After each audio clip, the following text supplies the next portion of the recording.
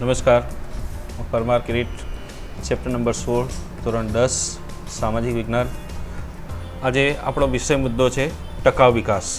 ટકાઉ વિકાસ એટલે શું, ટકાઉ વિકાસની વ્યૂહરચના અને પર્યાવરણ સંરક્ષણ માટેના કયા કયા પગલાં છે એના સંદર્ભની અંદર આપણે શીખીશું। ચેપ્ટર નંબર 16માં અત્યાર સુધી આપણે નવા આર્થિક સુધારાની 3 બાબતો જોઈ, ઉદારીકરણ, ખાનગીકરણ અને વૈશ્વિકીકરણ। હવે એની સાથે સાથે આપણે જોવાનું છે કે ઉદારીકરણ, ખાનગીકરણ અને વૈશ્વિકીકરણના આ પ્રવાહની અંદર દેશની જે કુદરતી સંપત્તિ છે અથવા દેશની જે કુદરતી વાતાવરણ છે એની પર શું અસર પડી છે, એના સંદર્ભમાં વિશ્વની અંદર એક ટકાઉ વિકાસનો ખ્યાલ વિકસ્યો છે। તો પહેલો પ્રશ્ન આપણે અહીંયા જોવાનું છે કે ટકાઉ વિકાસ એટલે શું અથવા સુપોષિત વિકાસ કોને કહેવાય।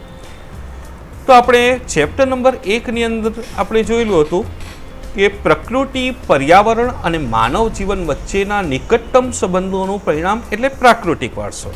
વિદ્યાર્થી મિત્રો યાદ રાખજો, પ્રકરણ નંબર 1ની અંદર આવે છે કે પ્રકૃતિ, પર્યાવરણ અને માનવ જીવન વચ્ચેના નિકટતમ સંબંધોનું પરિણામ એટલે પ્રાકૃતિક વારસો। તેવી જ આ કંઈક આવી વ્યાખ્યા છે ટકાઉ વિકાસના સંદર્ભમાં કે આપણે પ્રાકૃતિક વારસાને કેટલે અંશે નુકસાન પહોંચાડ્યું છે કે એની અંદર આપણે શું ધ્યાન રાખવાનું છે, એના સંદર્ભની અંદર ટકાઉ વિકાસનો ખ્યાલ આપણે સમજવાના છે। કે ટકાઉ વિકાસની વ્યાખ્યા એ છે કે ભાવિ પેઢીની જરૂરિયાતોને નુકસાન પહોંચાડ્યા વિના, યાદ રાખજો, ભાવિ પેઢીની જરૂરિયાતને નુકસાન પહોંચાડ્યા વિના વર્તમાન પેઢીની જરૂરિયાતને સંતોષવા સંદર્ભી એક વિચાર એટલે ટકાઉ વિકાસનો ખ્યાલ અથવા ટકાઉ વિકાસની વ્યૂહરચના। પુસ્તકના આધારે વ્યાખ્યા જોઈએ તો ભાવિ પેઢીની જરૂરિયાતોને પૂરી પાડવાની ક્ષમતાને નુકસાન પહોંચાડ્યા વિના, બરાબર છે, વર્તમાન પેઢીની જરૂરિયાતોને સંતોષવી। આપણે આવનારી જે પેઢી છે એની જરૂરિયાતોને પણ ધ્યાનમાં રાખીને આપણી વર્તમાન પેઢીની જરૂરિયાતને પણ સંતોષવાની છે। તો ટકાઉ વિકાસ એટલે શું, તો ભાવિ પેઢીની જરૂરિયાતોને નુકસાન પહોંચાડ્યા વિના વર્તમાન પેઢીની જરૂરિયાતોને સંતોષવો એટલે ટકાઉ વિકાસ। આમ ટકાઉ વિકાસની અંદર પર્યાવરણ અને સંસાધનોની કાયમી જાળવણી ઉપર ભાર મુકાયો છે। પર્યાવરણના જે સંસાધનો છે, કુદરતી સંપત્તિ જે છે, એ સંસાધનોની આપણે કઈ રીતે કાયમી જાળવણી કરી શકીએ, લાંબા સમય સુધી જાળવી શકીએ, એ બાબતના સંદર્ભમાં ટકાઉ વિકાસનો ખ્યાલ રજૂ થયો છે। તો મનુષ્યએ ખાસ કરીને જોઈએ આપણી માનવ સૃષ્ટિની આસપાસ કુદરત અને માનવ સર્જિત આવરણ એટલે કે પર્યાવરણ પર પડેલી ગંભીર અસરોના કારણે ટકાઉ વિકાસનો ખ્યાલ વિકસ્યો છે। આજની પેઢીએ જે વિકાસ સાધ્યો છે અને જે વિકાસ સાધી રહી છે, વર્તમાન પેઢી જે વિકાસ, આજની પેઢીએ જે વિકાસ સાધ્યો છે અને વિકાસ સાધી રહી છે તેને ભવિષ્યમાં ટકાવી શકાય તેમ નથી। કહેવાનો મતલબ એ થયો છે કે વર્તમાન સમયમાં આપણે જે જરૂરિયાતો ભોગવી રહ્યા છે અથવા જે સુખ સગવડો ભોગવી રહ્યા છે, બની શકે છે કે આવનારી પેઢીને એ વસ્તુ ન પણ મળે। યાદ રાખો કે વર્તમાન સમયની અંદર જો પેટ્રોલ આપણે 80 રૂપિયા લીટર મળતું હશે કે મળી રહ્યું છે, બરાબર, તો આજથી વિચાર કરો કે 10 વર્ષ પછીની સ્થિતિ શું હશે, કે 10 વર્ષ પછીની જે વ્યક્તિઓ હશે તે 10 વર્ષ પછી પેટ્રોલના ભાવો કેટલા હશે।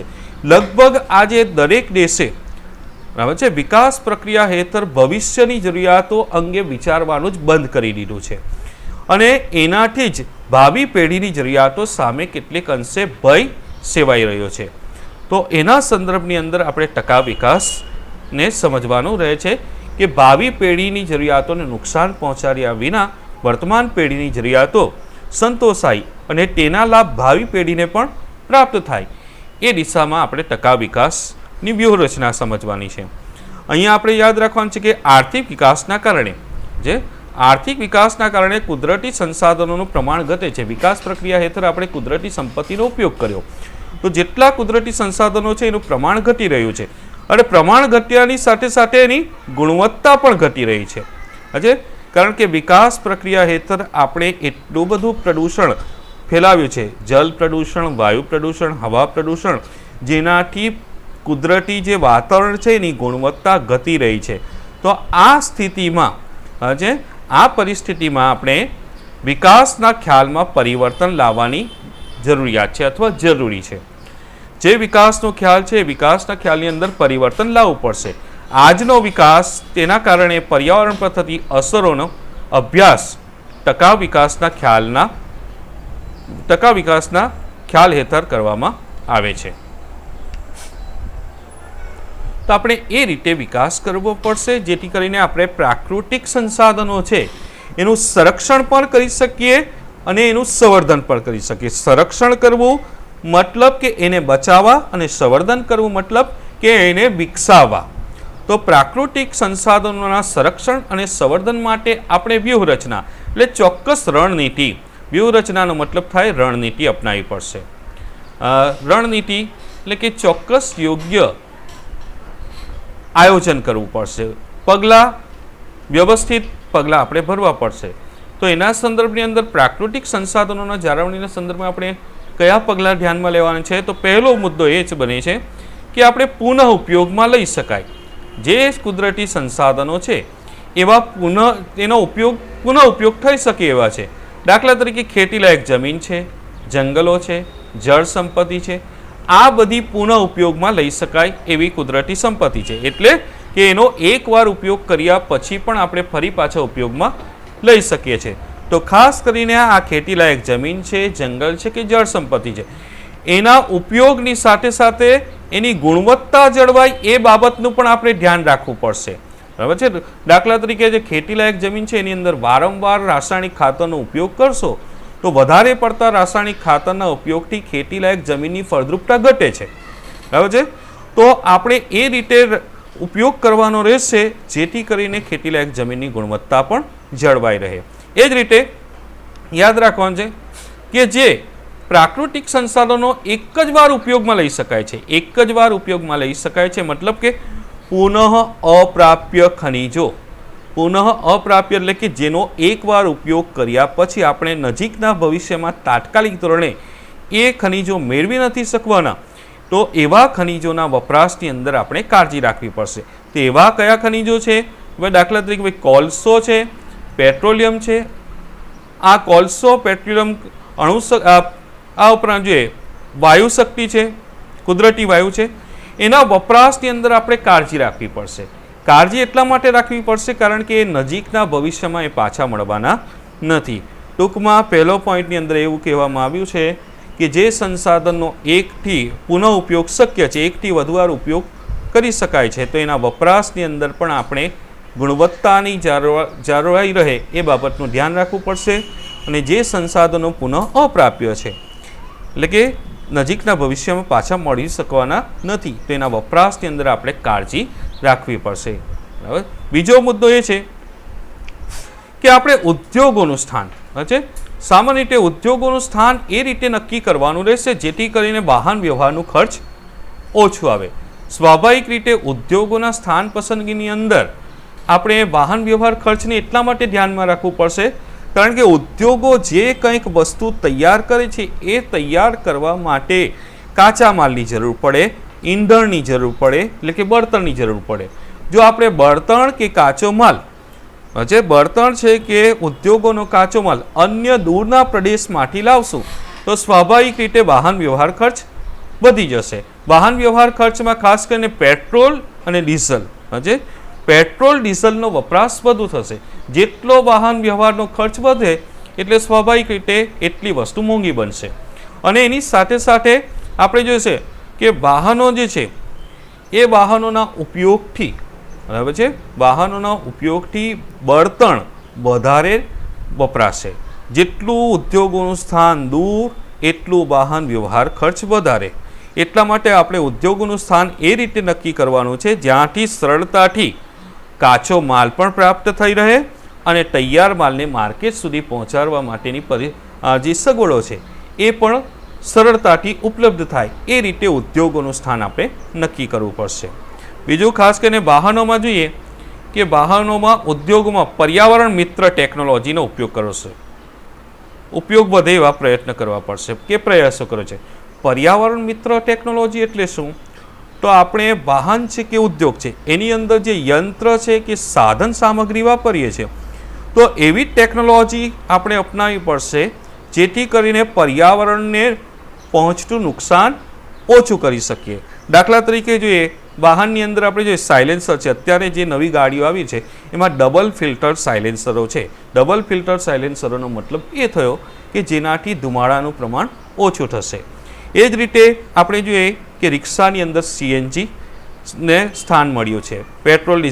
પેટ્રોલના સ્થાને સીએનજી ગેસનો ઉપયોગ થઈ રહ્યો છે, તો જેથી કરીને પ્રદૂષણની માત્રા ઘટી શકે. તો આપણે ખાસ કરીને પર્યાવરણ મિત્ર ટેકનોલોજીનો મતલબ કે પર્યાવરણને હાનિ ઓછી પહોંચે એવા યંત્ર કે સાધન સામગ્રીનો આપણે ઉપયોગ કરવો પડશે અને ખાસ કરીને એ દિશામાં આપણે પ્રયાસો હાથ ધરવા પડશે. ત્રીજો એ છે કે જે સાધનોનો એકથી વધુ વાર ઉપયોગ શક્ય છે, એટલે કે પુનઃપ્રાપ્ય સાધનો છે, જે કેટલાક સંસાધનો પુનઃપ્રાપ્ય સંસાધનો છે, એટલે કે જેનો એકવાર ઉપયોગ કર્યા પછી પણ આપણે બીજી વાર ઉપયોગમાં લઈ શકીએ એમ છે, તો એવા સાધનોનો મહત્તમ ઉપયોગ કરવાનો રહેશે. દાખલા તરીકે જોઈએ કે જુદી જુદી સિંચાઈ યોજનાઓ છે. જુદી જુદી સિંચાઈ યોજનાઓ જે છે, સિંચાઈ યોજના નામ માત્ર સિંચાઈ યોજના છે, પણ સિંચાઈ યોજનાનો મતલબ એ નથી કે એમાંથી માત્ર કૃષિ માટેનું સિંચાઈ માટેનું પાણી પહોંચે છે, પણ એ સિંચાઈ યોજના હેઠળ આપણે સંગ્રહિત જળમાંથી વીજળી પેદા કરીએ, એટલે કે વીજળીનું ઉત્પાદન કરી શકશું. બીજું પૂરનું નિયંત્રણ કરી શકશું અને એનો વાહન વ્યવહાર તરીકે એટલે કે જળમાર્ગ તરીકે પણ આપણે એનો ઉપયોગ કરી શકશું. એટલે ટૂંકમાં કે જે સંસાધન છે જેનો એકથી વધારે ઉપયોગ શક્ય છે તો એના એકથી વધારે વાર ઉપયોગ કરવા પર આપણે ભાર મૂકવો પડશે અથવા ભાર આપવો રહ્યો. ચોથું એ છે કે પ્રાકૃતિક સાધનોનો દુરુપયોગ ન થાય. જેટલી પણ કુદરતી સંપત્તિ છે એનો દુરુપયોગ ન થાય. એ જ રીતે ઉદ્યોગોનો જે કચરો છે, ઔદ્યોગિક કચરો છે, એ બિન આયોજિત રીતે નિકાલ ન થાય એ બાબતનું ધ્યાન રાખવું પડશે. ઉદ્યોગોનો જે ઝેરી કચરો છે એ હવા, પાણી કે વાયુ, આપણે જોઈએ હવામાં કે ભૂમિની અંદર કે જળની અંદર ઘણીવાર ઠાલવાય છે, તો સ્વાભાવિક રીતે ઔદ્યોગિક કચરો જે છે જ્યારે શુદ્ધ જળની અંદર ઠલવાય છે ત્યારે એ શુદ્ધ જળને પણ પ્રદૂષિત કરી નાખે છે. તો જેટલા પણ ઔદ્યોગિક કચરો છે એ ઔદ્યોગિક કચરાનો આપણે વ્યવસ્થિત નિકાલ કરવો પડશે. અને ખાસ કરીને ઝેરી રસાયણો ને ઝેરી રસાયણોની સાથે સાથે વધતા જતા ગંદા વસવાટો પર આપણે નિયંત્રણ મૂકવું પડશે. સ્વાભાવિક રીતે જે યાદ રાખવાનું છે, જ્યાં ઉદ્યોગ છે ત્યાં પ્રદૂષણ છે, એ વસ્તુને આપણે નકારી નહીં શકીએ. જ્યાં પણ ઉદ્યોગ સ્થપાય છે ત્યાં પ્રદૂષણ થશે ને થશે જ. પણ એ પ્રદૂષણને આપણે કઈ રીતે અટકાવી શકીએ, અટકાવવા એટલે કે એને કઈ રીતે ઓછું કરી શકીએ અને એનાથી માનવ વસ્તી જે છે, ઉદ્યોગોની આસપાસ વસ્તી જે માનવ વસ્તી છે એની પર પડતી અસરોને કઈ રીતે ઓછી કરી શકીએ, તો એ બાબત પર ધ્યાન રાખવું પડશે. અને ખાસ કરીને ઉદ્યોગોની નજીકના જે ગંદા વસવાટો છે એની પર નિયંત્રણ મૂકવા પડશે. દાખલા તરીકે આપણે યાદ રાખશું કે સુરતની અંદર એક આખો વિસ્તાર છે ઉડનાનો, જે ઇન્ડસ્ટ્રીયલ ઔદ્યોગિક વિસ્તાર છે એની અંદર કોયલી ખાડીનું નામ આપ્યું છે. કોયલી ખાડી મતલબ કે ઉદ્યોગોના પ્રદૂષિત કચરાના કારણે આ ખાડીનું પાણી એટલું બધું પ્રદૂષિત થઈ ગયું છે કે આજુબાજુ પણ રહેનારી જે વસ્તી છે એને નુકસાન, સ્વાસ્થ્યને નુકસાન પહોંચી રહ્યું છે. તો આપણે આવા ગંદા વસવાટો પર નિયંત્રણ મૂકવું પડશે અને ખાસ કરીને ઉદ્યોગોનો જે કચરો છે, ઔદ્યોગિક કચરો છે, એનો આપણે યોગ્ય નિકાલ લાવવો પડશે. વર્તમાન સમયની અંદર જોઈએ કે ઇલેક્ટ્રોનિક્સ વસ્તુના કારણે અત્યારે વધારે માત્રાની અંદર કચરો બહાર આવી રહ્યો છે, પ્રદૂષણની માત્રા વધારી રહ્યું છે. અને અંતિમ મુદ્દો એ છે કે ઉત્પાદનની અંદર ઉત્પાદનના તમામ ક્ષેત્ર છે, ઉત્પાદન કરવા માટેના જે તમામ ક્ષેત્ર છે એમાં સૂર્ય શક્તિ છે અને પવન શક્તિ. સૂર્ય શક્તિ અને પવન શક્તિ એટલા માટે ભાર મૂકવામાં આવ્યો છે કે સૂર્ય શક્તિ અને પવન શક્તિ એ પ્રદૂષણ મુક્ત શક્તિ છે અથવા પ્રદૂષણ ઓછું ફેલાય છે અથવા નહીવત પ્રદૂષણ ફેલાવનાર આ શક્તિ છે.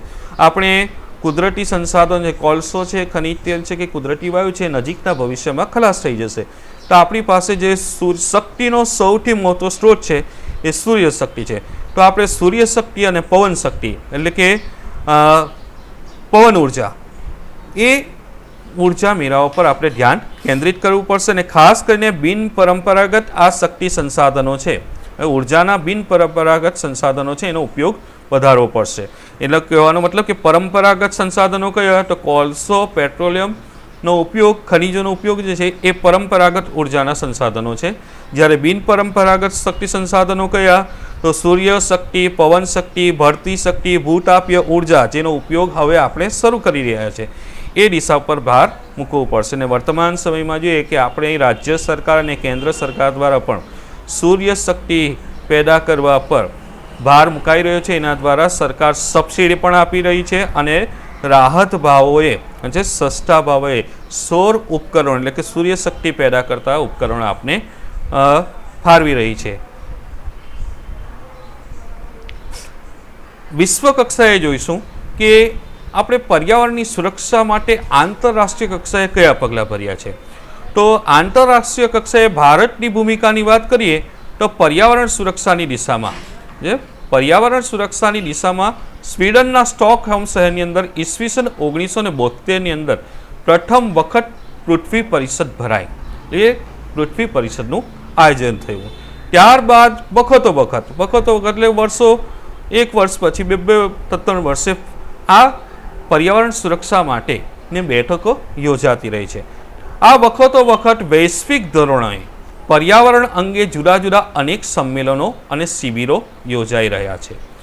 તેમાં પર્યાવરણની સુરક્ષા માટે પગલાં લેવાનું નક્કી કરવામાં આવે છે. પર્યાવરણની સુરક્ષા માટે કેટલાક ચોક્કસ પગલાં આપણે લેવાના રહ્યા છે. તો ભારતે આ પર્યાવરણ સુરક્ષા માટે કયા પગલાં લીધા છે? તો ભારતે પણ આ પર્યાવરણ સુરક્ષા માટે વૈશ્વિક પ્રયાસોમાં સામેલ થયું છે અને રાષ્ટ્રીય સ્તરે આપણે પર્યાવરણ સુરક્ષા માટે વિવિધ પ્રયાસો કરી રહ્યા છે. જેમાં પહેલું છે કે વર્તમાન સમયમાં દેશના મુખ્ય શહેરોની અંદર પ્રદૂષણની માહિતી પ્રગટ થાય છે. એટલે દેશના જે મેટ્રો સિટી છે, મુંબઈ છે, કલકત્તા છે, ચેન્નઈ છે અને દિલ્હી છે, એમાં પ્રત્યેક ચોક્કસ કિલોમીટરના અંતરે પ્રદૂષણની માત્રા કેટલી છે એની માહિતી પ્રગટ થાય છે અથવા માહિતી દર્શાવતા હોર્ડિંગ્સ કે બોર્ડ દર્શાવવામાં આવી રહ્યા છે અથવા દર્શાવાઈ રહ્યા છે, જેથી કરીને પ્રદૂષણની માહિતીથી લોકો માહિતગાર થાય. એટલે પ્રદૂષણની માહિતી પ્રગટ કરવામાં આવે છે. બીજું છે ખાસ કરીને પ્રદૂષણ નિયંત્રણ માટે ભારત સરકારે કેન્દ્ર અને રાજ્ય કક્ષાએ પ્રદૂષણ નિયંત્રણ માટે ભારતે કેન્દ્ર અને રાજ્ય કક્ષાએ પ્રદૂષણ નિયંત્રણ બોર્ડની સ્થાપના કરી છે. કેન્દ્રીય પ્રદૂષણ નિયંત્રણ બોર્ડની સ્થાપના કરી છે. રાજ્ય કક્ષાએ રાજ્ય પ્રદૂષણ નિયંત્રણ બોર્ડ સ્થપાયો છે. આ ઉપરાંત વિશ્વભરની અંદર 5મી જૂનને વિશ્વ પર્યાવરણ દિન તરીકે જાહેર કરવામાં આવ્યો છે અને ભારતમાં પણ 5મી જૂનના દિવસે વિશ્વ પર્યાવરણ દિનની ઉજવણી કરવામાં આવે છે. આ ઉપરાંત ભારત સરકારે વાયુ પ્રદૂષણ નિયંત્રણની દિશામાં ઈસવીસન 1981ની સાલમાં ભારત સરકારે વાયુ પ્રદૂષણ નિયંત્રણ ધારો પસાર કર્યો. એના હેઠળ વાયુ પ્રદૂષણ ફેલાવતા ઔદ્યોગિક એકમો ઉપર કાયદાકીય પગલાં લેવાની જોગવાઈ કરવામાં આવી છે. આ ઉપરાંત 5મો પોઈન્ટ છે કે ઓઝોનના સ્તરનું ગાબડું, પરમાણુ કચરાનો નિકાલ અને જૈવિક વિવિધતાની જાળવણી માટે વૈશ્વિક સમજૂતીઓ થઈ રહી છે. એ ભારતે વર્તમાન સમયની અંદર જે ઓઝોનનું સ્તર ઘટી રહ્યું છે, આ ઉપરાંત પરમાણુ કચરાનો કઈ રીતે નિકાલ કરવો છે, આ ઉપરાંત જૈવિક વિવિધતા, વનસ્પતિ અને પ્રાણી જીવનની જે વિવિધતા છે એ કઈ રીતે જાળવી શકાય એટલા માટે કેટલીક વૈશ્વિક સમજૂતીઓ પણ ભારતે કરી છે. તો આમ વિદ્યાર્થી મિત્રો, પર્યાવરણના રક્ષણની જવાબદારી મારી, તમારી અને આપણા સૌની છે. મારી, તમારી અને આપણા સર્વની છે. જો આપણે આ દિશામાં સચેત બનીને, સાવચેત બનીને પ્રયત્ન કરશું તો ચોક્કસ આપણે પર્યાવરણની સુરક્ષા કરી શકશું. ટૂંકમાં આપણે જો પ્રદૂષણ પર અંકુશ નહીં મૂકીએ તો એ સમય દૂર નથી જ્યારે આપણી સાથે સમગ્ર પૃથ્વીનું જે જીવ સૃષ્ટિ છે એ નાશ પામશે. એટલે આપણે સચેત બનીને પર્યાવરણ જાગૃતિ માટે પ્રયત્ન કરવા રહ્યા. Thank you.